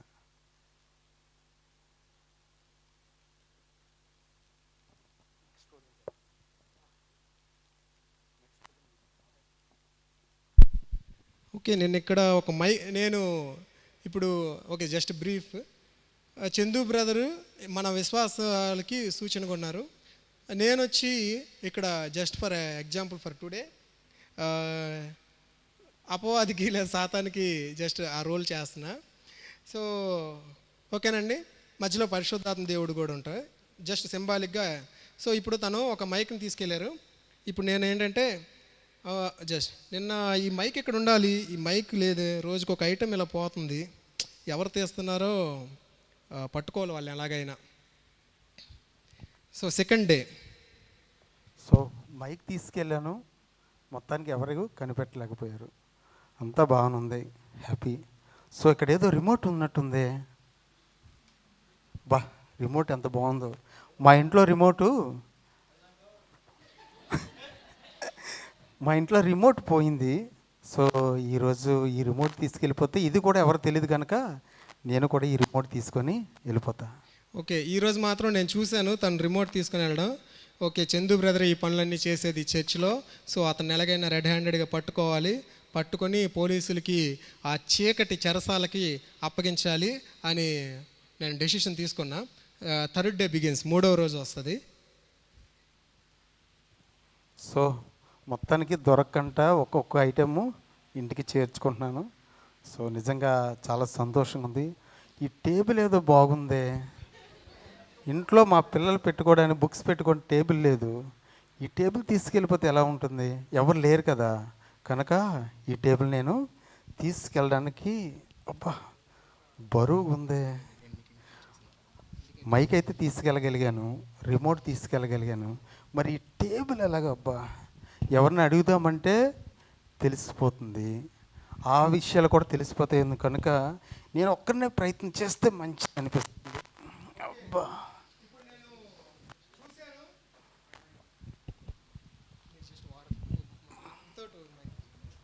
నేను ఇప్పుడు చూశాను తన్ని. సో అతను రెడ్ హ్యాండెడ్గా పట్టుకోవడానికి వస్తున్నాను. సో అతను ఇంకా ప్రయత్నం చేస్తున్నాడు తీసుకెళ్ళడానికి. చందు బ్రదర్ వెళ్ళిపోండి నా మాట మీరు వెళ్ళకూడదు బ్రదర్, మీరు ఇంకా ట్రై చేయాలి. చందు బ్రదర్ వెళ్ళిపోండి. పరిశుద్ధాత్మ దేవుడు చెప్తున్నాడు స్టిల్ నేను వచ్చేంత వరకు కూడా ఇతను ఇంకా ట్రై చేస్తూ ఉండడం వల్ల పట్టుకొని ఉన్నాను. ఇప్పుడు ఇతన్ని చీకటి చెరసాలకు అప్పగిస్తున్నాను, బికాజ్ ఈ కాట్ రెడ్ హ్యాండెడ్లీ. ఓకేనండి, ఇప్పుడు దీని సారం జస్ట్ ఇప్పుడు దీని బ్రీఫ్ మీకు చెప్తాను. మీకు ఇది గుర్తుపెట్టుకోండి, ఈరోజు జరిగిన ఈవెంట్ ఒక ప్రీ ప్లాన్ లేదు కాబట్టి కొంచెం క్లారిటీ లేదు, బట్ ఓకే. ప్రతి ఒక్కరి జీవితంలో కూడా క్షమాపణ విషయంలో ఇదే జరుగుతుందండి. మనము ఇతరులను క్షమించినప్పుడు ఏమవుతుందంటే ఆ క్షమాపణ ఆ వ్యక్తిని క్షమించి వదిలిపెట్టేసేటప్పుడు, ఒకవేళ చందు బ్రదర్ దీన్ని వదిలేసి వెళ్ళిపోయి ఉంటే ఏమై ఉండేవాడు? నా నుంచి రక్షించబడి ఉండేవాడు. సాతాను పట్టుకొని చీకటి చెరసాలకు అప్పగించి ఉండేది కాదు. మీకు అర్థమైందా? అతను దీన్ని పట్టుకున్నంత కాలమే నాకు దొరకడానికి అవకాశం ఉంది. నేను వస్తున్న చూసి చందు బ్రదర్లో ఉన్నటువంటి పరిశుద్ధాత్మ దేవుడు చెప్తున్నాడు, విడిచిపెట్టాయి అతన్ని లేదా ఆమెను, వదిలిపెట్టాయి, క్షమించేసి నీ మార్గంలో నువ్వు వెళ్ళిపో అని చెప్తున్నప్పటికి కూడా ఏం చేశాడు చందు బ్రదరు? నేను క్షమించను, నేను అలాగే పట్టుకుంటా, అతను విడిచిపెట్టను, అతను వదిలిపెట్టను అనుకొని పట్టుకునే ఉన్నాడు. అప్పుడు ఏమైంది? చివరిగా సాతానికి చేత పట్టబడి చీకటి చెరసాలకు అప్పగించబడతాడు. అదే కదా మనం ఒక దగ్గర చూస్తాం, ఒక ఉపమానంలో కూడా ఉంటుంది. ఒక రాజు ఒక 10,000 రూపాయలు బాకీ ఉండేవాడికి క్షమిస్తాడు. ఏమండి, రిఫరెన్స్ ఏదైనా ఉంటే తీయండి. 10,000 రూపాయలు బాకీ ఉంటే క్షమిస్తాడు. అతనే ఏం చేస్తాడంటే 50 రూపాయలు ఒకడు తనకు బాకీ ఉంటే అతను మాత్రం పట్టుకొని అతన్ని జైల్లో పెట్టేస్తాడు. తర్వాత ఏం జరుగుతుంది, ఈ రాజుకు విషయం తెలిసి తను కూడా చెరసాలకు అప్పగిస్తాడు. అక్కడ ఏం చెప్తున్నాడు, అక్కడ ముందు పేతురు ఏమంటాడంటే నేను ఒక రోజులో ఎన్నిసార్లు క్షమించాలి అని అడుగుతాడు. అక్కడ ఇది నేను ఎన్నిసార్లు క్షమించాలి నా సహోదరుణ్ణి అని అడుగుతాడు. అక్కడ మొదలవుద్ది ఉపమానం. రోజుకి 7 సార్లైనా క్షమించాలంటే కాదు, ఒక రోజులోనే 77 మార్లు మటుకంటే 490 సార్లు ఒక వ్యక్తి ఎవరు మనకు అంత హాని చేయరుగా. సో అంటే అన్లిమిటెడ్గా షరతులు లేకుండా నువ్వు క్షమించకపోతే క్షమించకుండా పట్టుకొని అలాగే ఉంటే ఏమవుతుందంటే నిన్ను సాతాను చేయి పట్టుకొని చెరకు అప్పగిస్తాడు. అందుకే చీకటికి అప్పగించండి, అక్కడ ఏడుపు పండ్లు కొరుకుతూ ఉంటుంది అనేసి ఉంటుంది. సో ఇది ఎక్కడి నుండి అంటే జస్ట్ మీకు అర్థం కావడం, పిక్చరల్గా అర్థం కావడం కోసం ఈరోజు ఈ డెమో ఇచ్చాం. ఒక చిన్న స్టోరీ. అదేంటంటే ఆస్ట్రేలియా దేశంలో ఇలా పళ్ళు వాళ్ళు తీసుకొని బకెట్లో పెట్టుకుంటూ ఆ తోట కాపర్లు వాటిని రీసేల్ చేసుకోవాలి. కానీ అక్కడ వాళ్ళకి చాలా ఇబ్బంది పెట్టేది ఏంటంటే కోతులు చాలా ఇబ్బంది పెట్టాయి. వీళ్ళు పట్టుకొని బుట్టలో వేస్తుంటే ఆ పళ్ళు తీసుకొని అవి వెళ్ళిపోతుండేవి. సో ఎలా ఒక 4-5 పళ్ళు అవగానే బొట్టే తీసుకుని వెళ్ళిపోయాయి. సో వీటిని ఎలాగా వీటి నుండి తప్పించాలనుకునేటప్పుడు వాళ్ళు ఏం చేశారంటే ముందే ఆ తెల్లవారుజాము కాకముందే ఏం చేస్తారంటే ఇంత గంపలతో నిండినటువంటి పళ్ళు అక్కడ పెట్టేసేవాళ్ళు, ఇక్కడొకటి అక్కడొకటి. సో ఈ కోతులు వచ్చి ఆ పళ్ళుని తింటూ ఉంటాయి. ఎప్పుడైతే వీళ్ళు వస్తారో వీళ్ళు వచ్చేసారా అనుకొని ఏం చేస్తాయంటే ఈ గంప మొత్తం కూడా తీసుకుని వెళ్ళిపోవాలి కదా అని గంప మొత్తం కూడా, ఈ స్టోరీ కాదు నిజంగా జరిగింది, గంప మొత్తం తీసుకెళ్ళిపోవడానికి ప్రయత్నం చేస్తాం. అప్పుడు వీళ్ళు అసలు దాన్ని పట్టుకోవడానికి పెద్ద శ్రమ కూడా పట్టుకోరంట. మామూలుగా వచ్చి వాళ్ళ క్యాజువల్ వాళ్ళ పరికరాలతో ఏవైతే ఉంటాయో వాళ్ళ లేకపోతే ఇంకేదైనా దాంతో వచ్చి దాని దగ్గరికి వచ్చి వాళ్ళ దగ్గరికి వచ్చినప్పుడు కూడా స్టిల్ ఈ బొట్టను తీసుకొని వెళ్ళిపోతాను అనుకొని అది ప్రయత్నం చేస్తుంటుంది. మీరైతే ఏం సలహా ఇస్తారు ఆ మంకీకి? ఆ పేరు పెట్టి చెప్పండి. మంకీ, కోతి పారిపో, కోతి వదిలిపెట్టే, కోతి విడిచిపెట్టే. మీకు ఎవరైనా హాని చేసినప్పుడు లోకేష్ అతను వదిలిపెట్టే, లోకేష్ అతను విడిచిపెట్టే. ఇంకెవరైనా చందు బ్రదర్, మీకు ఎవరికైనా సరే ఎవరైతే అది ఎంత హాని అయినప్పటికీ వదిలిపెట్టకపోతే మీకు హాని. అందుకనే పౌలు గారు 2 కొరింథీ 3వ అధ్యాయంలో ఒక మాట ఉంటుంది, వ్యభిచారంలో పట్టబడిన వాడిని వెలివేయమంటాడు ఫస్ట్ పత్రికలో. 2వ పత్రిక వచ్చినప్పుడు ఏమంటాడంటే సాతాను మనల్ని మోసగించుకున్నట్లు యేసు ఎదుటే, మన దేవుడైన యేసు ఎదుటే అతను నేను క్షమించి ఉన్నాను, సాతాను తంత్రములను మనము ఎరుగని వారము కాము. అది సాతాను యొక్క తంత్రము ప్రియులారా, క్షమించలేకపోవడం అనేది. మీరు అనుకుంటారు నేను క్షమించట్లేదు, వాళ్ళు నాకు చాలా హాని చేశాను. కాదు, మీరు సాతాను తంత్రంలో పడుతున్నారు. ఆ అవకాశం ఇవ్వకండి. అప్పుడు మీరు ఏమవుతారంటే యాజ్ లాంగ్ యాజ్ మీరు వాళ్ళని క్షమించగలుగుతున్నారో you are in God's hands. ఫ్రెష్గా ఉంటారు, మీరు బర్డెన్ ఏముండదు. మీకు ఒకసారి ఎవరైనా క్షమించలేకపోతే రోజంతా మనమే వాళ్ళ గురించి ఎక్కువ ఆలోచిస్తాం కదండి. వాళ్ళు హాని చేసి హ్యాపీగా వెళ్ళిపోతారు. పర్సు కొట్టేసిన వాడు బాగా పోతాడు. పర్సు కొట్టేసిన ఆ బాధతో మనం వాటిని క్షమించకుండా ఉంటే రోజంతా మనం కదా బాధపడేది. పర్సు పోయింది, పీసు పోయింది. జాక్పూనన్ గారు ఒక ఎగ్జాంపుల్ చెప్తారు. సో ఆల్రెడీ పర్సల్గా పోయింది, నా పీస్ కూడా పోకూడదని చెప్పేసి అతను బస్సులో వెళ్ళేటప్పుడు పర్స్ పోయింది. ఓకేనండి. సో ఇప్పుడు ఇది ఫస్ట్ టిప్ ఏంటి, ఫర్గివ్నెస్, క్షమించడం. దాంట్లో కోతి ఎగ్జాంపుల్ బాగా గుర్తుపెట్టుకోండి, కోతి ఉదాహరణ. ఓకేనండి. రెండోది ఈ టిప్ ఏంటంటే లివ్ ఇన్ నౌ, వర్తమానంలో బ్రతకాలి. ఎప్పుడు కూడా ఎందులో బతకాలి, వర్తమానంలో బతకాలి. ఇది మేము కొంచెం ఒక ఫ్రైడే ప్రేయర్లో మేము ధ్యానించుకున్నాం. ఫ్రైడే ప్రేయర్లో దేవుని గురించి మరింత బాగా లోతైన విషయాలు తెలుసుకుంటున్నాం. చాలామంది మీలో రావట్లేదు, we invite all of you. So మిమ్మల్ని అందరిని కూడా ఆహ్వానిస్తున్నాం ఫ్రైడే ప్రేయర్స్కి. సో అక్కడ ధ్యానించింది అంటే ఆ మాట ఏంటంటే ఒక మాట ఉంటుంది 2 కొరింథీ 6వ అధ్యాయం ఐ థింక్ 1 and 2 వర్సెస్. నేను ఎక్కడ రాసుకున్నాను, 6వ అధ్యాయం 2వ వచనం.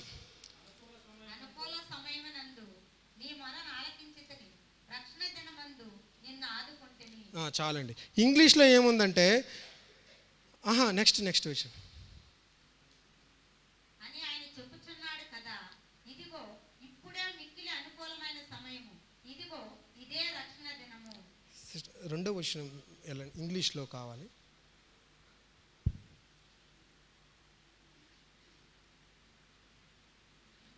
అక్కడ చూడండి, ఇంగ్లీష్లో ఈ లాస్ట్ పార్ట్లో ఉంది, now is the accepted time, behold now is the day of salvation. ఇంకో భాషలో ఇంకో ట్రాన్స్లేషన్ ఏముందంటే now is the favourable time. అంటే ఇది అనుకూలమైన సమయము. దేనికి అనుకూలం? మీకు అనుకూల సమయం కావాలా, ప్రతికూల సమయం కావాలా? మీ జీవితంలో ఒక ఉద్యోగం ఇంటర్వ్యూకి వెళ్తున్నారు, వాళ్ళు మనకు అనుకూలంగా ఉండాలి. లేకపోతే మనం ఒక అప్లికేషన్ పెట్టాం, లేకపోతే ఏదైనా సరే ఒక వ్యక్తిని కలుసుకుంటున్నాం, లేకపోతే ఒక పెళ్లి సంబంధానికి వెళ్తున్నాం, లేకపోతే ఒక ఆఫీస్కి వెళ్తున్నాం, మన అధికారి, వీళ్ళందరూ కూడా ఎలా ఉండాలి? మనకి అనుకూలంగా ఉండాలి. ఆ అనుకూలము సమయము ఎప్పుడు మన జీవితంలో ఎప్పుడు వస్తుంది ప్రభువా అనుకూలమైన సమయం అంటే ఇదే, now is the favourable time. ఈ వర్తమానంలో ఉండడమే మీకు అనుకూలమైన సమయం. అంటే గతంలో బతికినప్పుడు ఏమవుతుందంటే మీకు ఏముంటుంది, పాస్ట్ బ్రింగ్స్ రిగ్రెట్ అంటాడు. అంటే గతంలో దేవుని కార్యాలను బట్టి సంతోషించడం వేరు, మనకు జరిగినటువంటి బాధను బట్టి, మనం చేసినటువంటి తప్పులను బట్టి, లేకపోతే మనకెవరో చేసినటువంటి హానిని బట్టి ఉన్నప్పుడు ఏమవుతుందంటే మనకి అదొక కృంగుదలను, ఒక బాధకు గురి చేస్తుంది. అయ్యో నేను అలా చేసుంటే బాగున్నే, అయ్యో నేను ఇది చెయ్యకపోయి ఉంటే బాగున్నే. ఇవన్నీ కూడా ఏం చేస్తాయి? మనకి ఒక బాధను కలుగు చేస్తాయి. అదే మన వైవాహిక జీవితాన్ని చూడండి, మన జీవితంలో వచ్చే 90% గొడవలు అన్నీ గతంవే ఉంటాయి. ఎలా అంటే నువ్వు ఇప్పుడు అది చేయకపోయింటే బాగుండు కదా, నువ్వు కొంచెం త్వరగా రెడీ అయ్యింటే బాగుండు కదా, అరే ఆల్రెడీ రెడీ అవ్వక బస్సు వెళ్ళిపోయింది, ఇప్పుడు గొడవ పడేది ఏమొస్తుంది? ఆల్రెడీ అయిపోయింది. అది నెక్స్ట్ ఏంటి? ఇప్పుడేం చేయాలి? అది ఫేవరబుల్ టైం. మన జీవితంలో ప్రతి చూడండి, నువ్వు ఈ డ్రెస్ వేసుకున్నావు కాబట్టి లేట్ అయిపోయింది, వాట్ ఎవర్, లేకపోతే నువ్వు ఈ డెసిషన్ తీసుకున్నావు కాబట్టి ఇది ఇలాగైంది, అయిపోయిన తర్వాత దాని గురించి ఆర్గ్యుమెంట్ చేయడమే వేస్ట్. సో అందుకని ఏమంటాడు ప్రభు, ఇదే అనుకూలమైన సమయం. ఎవరైనా మీ జీవితంలో ఫేవర్ని ప్రతి ఒక్కరి దగ్గర, నేను వెళ్ళిన చోట్లలో కూడా నా కార్యం అనేది సఫలం కావాలి, నేను వెళ్ళే పరిస్థితులు నాకు అనుకూలం అవ్వాలి అని కోరుకుంటున్నారా? వాళ్ళందరూ కూడా ఎలా జీవించాలంట? వర్తమానంలో జీవించండి. ఎవరైతే మరి తన భార్యను కానీ క్షమించలేకపోతున్నాడో వాడు ఎందులో జీవిస్తున్నట్టు? ఆల్రెడీ చేసింది కదా, ఒక భార్య కానీ భర్త కానీ ఆల్రెడీ నిన్ను హర్ట్ చేశాడు, ఒక వర్డ్తో హర్ట్ చేశాడు, నువ్వు ఇంకా క్షమించలేదు అంటే దాని అర్థం ఏంటి? నువ్వు ఎందులో ఉన్నావు? గతంలో ఉన్నావు కాబట్టి నువ్వు క్షమించలేకపోతున్నావు. అదే వర్తమానంలో ఉంటే ఏం చేయాలి? అది గతం అయిపోయింది. వర్తమానంలో నువ్వు ఈజీగా క్షమించుకుంటూ ముందుకెళ్తావు. అందుకనే నీ జీవితంలో లాస్ ఏమో, అందుకే నీ జీవితంలో ఎక్కడో అడ్డంకులు ఉన్నాయేమో, హడ్డీల్స్ ఉన్నాయేమో, ఒక ప్రతికూలమైన పరిస్థితులు, ఎప్పుడు చూసినా కష్టమైన పరిస్థితులే ఉన్నాయేమో. మీకు విషయం తెలుసండి, బైబిల్ చెప్తుంది, బాగా గుర్తుపెట్టుకోండి, నలిగిన మనస్సు ఎముకలను ఎండిపోచేయును ఉంది బైబిల్లో. నలిగిన మనస్సు, a stressful heart are mind, అదేం చేస్తుంది? ఎముకలను ఎండిపోచేస్తుంది. మీకు ఇప్పుడు వింటారేమో ఆర్థరైటిస్, ఆస్టియోపోరోసిస్ అని ఇంగ్లీషు భాషలో జబ్బులకి పేర్లు పెట్టారు కదా, అంటే ఏంటో తెలుసండి? ఎముకలు ఎండిపోవడం. వాళ్ళు నీళ్ళు బాగా తాగండి అంటారు, కానీ కారణము అఫ్ కోర్స్ నీళ్ళు తాగాలి, ఇవన్నీ బాగా ఉండాలి, బట్ బైబిల్ చెప్పే స్పిరిచువల్ రీజన్ ఏంటంటే నలిగిన మనస్సు. అంటే గతంలో మనకు జరిగినటువంటి హానిని బట్టి దుఃఖపడుతూ, లేకపోతే ఎవరో మన ప్రియులు చనిపోతే కృంగిపోతూ ఇలా ఉంటున్నప్పుడు మీకు ఏమవుతుందంటే మీకు అది హాని, మీ ఎముకలను ఎండిపోచేస్తుంది. కాబట్టి దాన్ని గతంలో నివసించొద్దు. అలాగే ఇమీడియట్గా మన భార్య భర్త గాయపరచగానే మనం ఏమనుకుంటాం తెలుసా? వీళ్ళ అమ్మా నాన్నని వాళ్ళు ఏదో బర్త్డే పార్టీ పిలిస్తేనో, లేకపోతే ఒక పెళ్లి ఫంక్షన్ ఉంటేనో, లేకపోతే ఇంకేదైనా రిలేటివ్ అక్కడ నేను ఇష్యూ చేయాలి, లేకపోతే నేను వాళ్ళ దానికి అటెండ్ అవ్వను, వాళ్ళ రిలేటివ్స్ దీంట్లో నేను పార్టిసిపేట్ చేయను, ఇలాగ నేను ఏం చేయాలి? వాళ్ళకి హాని చేయాలి, అంటే రివెంజ్ తీసుకోవాలి. అదేంటది? ఫ్యూచర్ బ్రింగ్స్ వరీ, చింత. నీకు ఆ తలంపులు మల్టిప్లై అవుతుంటాయి. ఇక్కడ పిలుస్తారు కదా నన్ను, అక్కడ చూపిస్తా అంటారు కదా, అదంతా ఏంటి? ఫ్యూచర్ బ్రింగ్స్ వరీ, చింతను గురి చేస్తుంది భవిష్యత్తులో జీవిస్తే. అందుకే ప్రభు ఏమంటాడంటే, అటు భవిష్యత్తులో ఉండకు అబ్బాయి, గతంలో నువ్వు నివసించుకు, వర్తమానంలో నన్ను స్తుతించు. సో అప్పుడు నువ్వు నీ యొక్క అనుకూలమైన సమయాన్ని, అనుకూలతను పొందుకుంటావు. ఈవెన్ నీ భార్య నుంచి, నీ భర్త నుంచి, నీ ఇన్లాస్ నుంచి, అంటే అత్తమామల నుంచి, కుటుంబీకుల నుంచి, ప్రతి చోట కూడా కలహాలు అనేవి లేకుండా అనుకూలమైనటువంటి సమయాన్ని అనుభవిస్తావు. ఓకేనండి, ఇదంతా కూడా ఈరోజు నా టాపిక్ అయిపోయింది. ఇప్పుడు అసలు దేవుణ్ణి, ఈ క్షమ ప్రేమ అనేది మనం ఒక్క యాంగిల్లోనే చూస్తాము. అంటే దేవుడిని నువ్వు ఎలా చూస్తావో అలాగే నీ యొక్క బ్రతుకుంటుంది. అది జ్ఞాపకం ఉంచుకోండి. అందుకోసం అంటే సరైన ఫౌండేషన్ లేకుండా ఇదంతా బిల్డింగ్ స్ట్రక్చర్, నువ్వు ఎలా ఉండాలి, ఎలా అప్లై చేసుకోవాలి, ఇదంతా కూడా స్ట్రక్చర్ అయితే నీ యొక్క పునాది మీద ఈ స్ట్రక్చర్ నిలబడుతుంది. అందుకే ఆ పునాది చెప్పకుండా ముగించడం సరికాదు. ఆ పునాది ఏంటంటే మనం ఎప్పుడు కూడా మీరు సిన్సియర్గా ఉండి ఏదైనా ఒక పాపంలో లేకపోతే ఏదైనా తప్పిదంలో పడినప్పుడు దేవుడు నన్ను వదిలిపెట్టేశాడు, నన్ను విడిచిపెట్టేశాడు అనేటటువంటి మనసు, నేను ఇంకా నశించిపోయినట్లే అనే మనసు తీసివేశాను. నిజంగా చెప్పండి, దేవుడి ప్రేమ అలా ఉందా మన పట్ల? దేవుని యొక్క ప్రేమ ఏమని చెప్తున్నాడంటే యెషయా గ్రంథం 54వ అధ్యాయంలో, పర్వతములు తొలగిపోయినను, మెట్టలు తత్తరిల్లునను, నా కృప నిన్ను విడిచిపోదు. పర్వతములు తొలగిపోతాయా? మెట్టలు తత్తరిల్లుతాయా? అంటే దద్దరిల్లుతాయా? పర్వతములు తొలగిపో అంటే అటువంటి సిచ్యువేషన్స్, అటువంటి టఫ్ టైమ్స్, అంటే నా కృప నిన్ను విడిచిపోదు అంటారు. అంటే మీరు ఒకవేళ అంటే అలాగే నీ పాపం నేను జ్ఞాపకం చేసుకోను ఏంటంటే మీ యొక్క పరిస్థితులు ఇప్పుడు ఒక ఈ ఒడ్డు నుంచి ఆ ఒడ్డుకి తీసుకెళ్తాను అని తీసుకున్నాడు యేసుప్రభు, మన చేతిని పట్టుకున్నాడు. మధ్యలో ఏదో ఒక మిస్టేక్ చేసామని వదిలిపెట్టి వెళ్ళిపోయే రకం కాదు. నువ్వు ఆఖరి వరకు, తుది శ్వాస విడిచే వరకు కూడా మన సహోదరులు చేస్తుంటారు కదా, మరణించే వాళ్ళ దగ్గరికి వెళ్ళి నీ పాపములు ఒప్పుకో, ప్రభు క్షమిస్తాడు అంటే తుది శ్వాస దాకా కూడా ప్రభు యొక్క ప్రేమ నిన్ను వెంటాడేది. ఆయన నిన్ను ఎన్నటికి నీ విడిచిపెట్టను. హెబ్రీ 13:5 వచనం ఉంటుంది. ఏంటండి, నిన్ను విడువను, ఎన్నటికీ ఎడబాయను.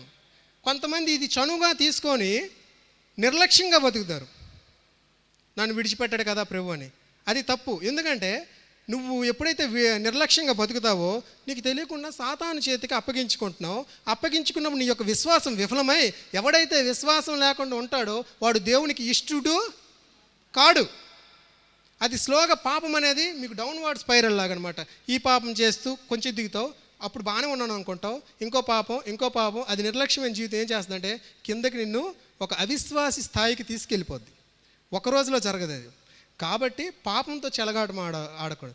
అట్ ద సేమ్ టైం ఎవరైతే సిన్సియర్గా ఉంటున్నారో, స్ట్రిక్ట్గా దేవుడిని వెంబడిస్తున్నారో వాళ్ళు ఇంకొక బోధ జరుగుతుందనమాట. అటువంటి పరిస్థితులు నేను ఉన్నాను కాబట్టి చెప్తున్నా. ఆ బోధన ఏంటంటే నువ్వు ఎక్కడైనా చిన్న ఒక తలంపులో ఒకవేళ ఏదైనా తప్పు చేసినప్పటికి కూడా, ఆ తలంపుని ఎంకరేజ్ చేయకూడదు, బట్ ఆ తలంపులో తప్పు చేసినప్పటికి కూడా యూ విల్ బి అంటే దేవునితో సహవాసాన్ని కోల్పోయావు, నువ్వు దేవునికి దూరం అయిపోయావు. ఇంకా అటువంటి పరిస్థితులు ఏమవుతుంది. అందుకనే కొంతమంది ఏం చేస్తారు, ఒక సిగరెట్కి బానిసగా ఉన్నప్పుడు, లేకపోతే ఇంకా ఏదో ఒక దురలవాట్లకి బానిసగా, లేకపోతే వాళ్ళకి బలహీనత ఉన్నప్పుడు, ఇంకెలాగో ప్రభు నన్ను విడిచిపెట్టేశాడు, వదిలేశాడు, ప్రభు నాకు తోడుండలే, నాకు సాయం చేయడలే, ఇంకెందుకులే, నా జీవితం నాది, ఆయన జీవితం ఆయనది అని సంఘానికి కూడా రావడం మానేస్తారండి. సంఘానికి రావడం గురించి చెప్పట్లేదు, కానీ ప్రభు యొక్క ప్రేమ విడిచిపెట్టేది కాదు. వాళ్ళు ఇంకా రావాలి, వారు మారు మనసు పొందాలి అని వాళ్ళని వెంటాడేదే కానీ వాళ్ళని విడిచిపెట్టేది కాదు.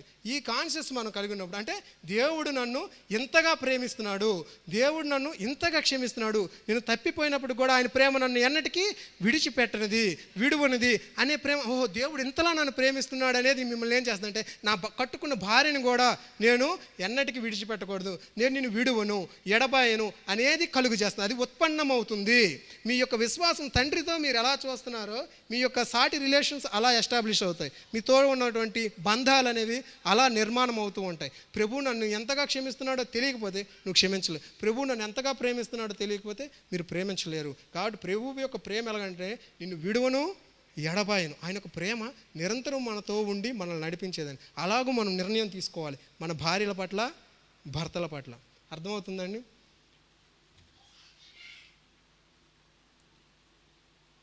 మూడవది, ఇప్పుడు నేను ఒక పుస్తకం చదువుతున్నా. ఇప్పుడు టైం ఎంత అయింది నాకు సారీ, ఓకే, క్లోజ్.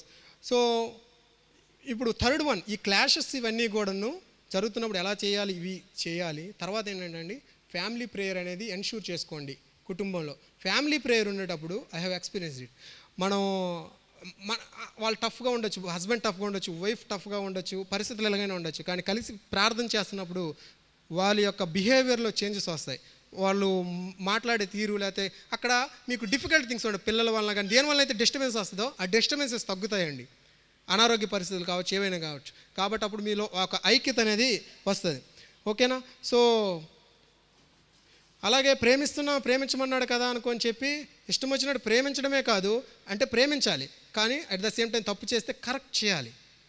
కోపపడుడి కానీ పాపం చేయకుడి. అంటే కోపం వచ్చింది కదా అనుకొని, సపోజ్ వచ్చేటప్పుడు బ్యాగ్ మర్చిపోయింది అనుకొని ఇక కోపపడి విడాకులు ఇచ్చేయమని కాదు కదా.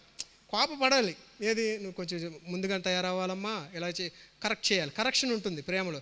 ప్రేమించమన్నాడు కదా, నువ్వు కరెక్ట్ చేస్తున్నావు ఏంటి అని అనుకోవద్దు. ప్రేమలో కరెక్షన్ ఉంటుంది. ఎందుకు? దేవుడు మనల్ని కూడా కరెక్ట్ చేస్తున్నాడు. అలాగే ఒక మ్యారేజ్ లైఫ్ ఏంటంటే, మ్యారేజ్లో అండి బాగా గుర్తుపెట్టుకోండి, హూ ఈజ్ కరెక్ట్ అనేది మ్యాటర్ కాదు. ఆమె రైటా అతను రైటా అనేది విషయమే కాదు. ఎవరు సరి, ఈ ఒక గొడవ వచ్చింది అందులో ఎవరు కరెక్టు అనేది టాపిక్కే కాదు, క్వశ్చనే కాదు. ఏది కరెక్ట్, ఏం చేస్తే కరెక్టు అనేదే క్వశ్చన్. ఒక గొడవ వచ్చినప్పుడు ఏం చేయాలి? దాన్నే ప్రభు చూపించిన మార్గం ఏంటి? క్షమించాలి, ప్రేమించాలి, అదే కరెక్ట్. ఓకేనండి? There is no second option.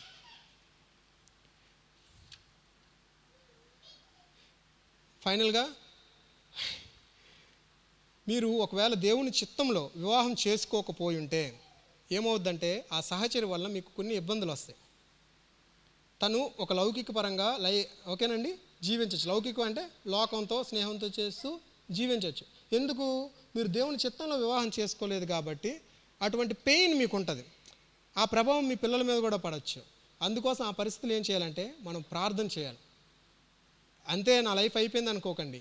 మీరు ప్రార్థన చేస్తూ ప్రేమిస్తూ క్షమిస్తున్నప్పుడు ప్రభువు మారాను కూడా మధురంగా చేస్తాడు. ఇందాక ఒక పాటలో ఒక మాట ఉంది, చేదుగా ఉండే పరిస్థితుల్లో కూడా నీ యొక్క తీయని ప్రేమతో, అది ఎవరికైనా గుర్తుందా?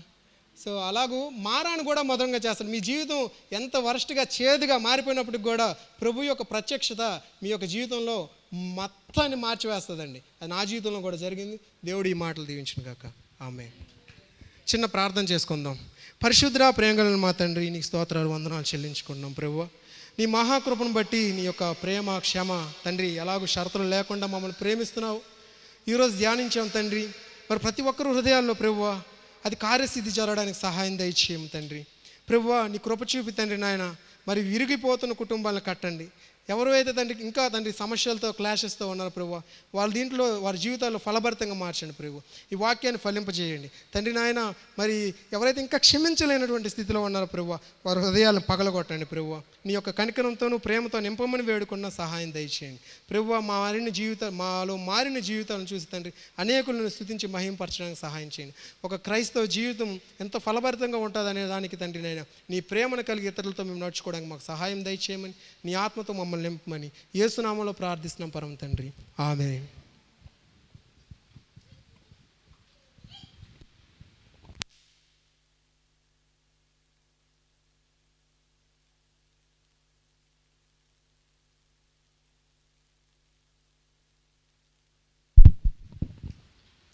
Praise the Lord. మంచి స్ట్రాంగ్ డోస్ ఈరోజు మనందరికంటే ప్రేమించలేని వాళ్ళకి, క్షమించలేని వాళ్ళకి మనమందరం ఆ కోవలోకి వస్తాను. ఎవరు ఎగ్జామ్షన్గా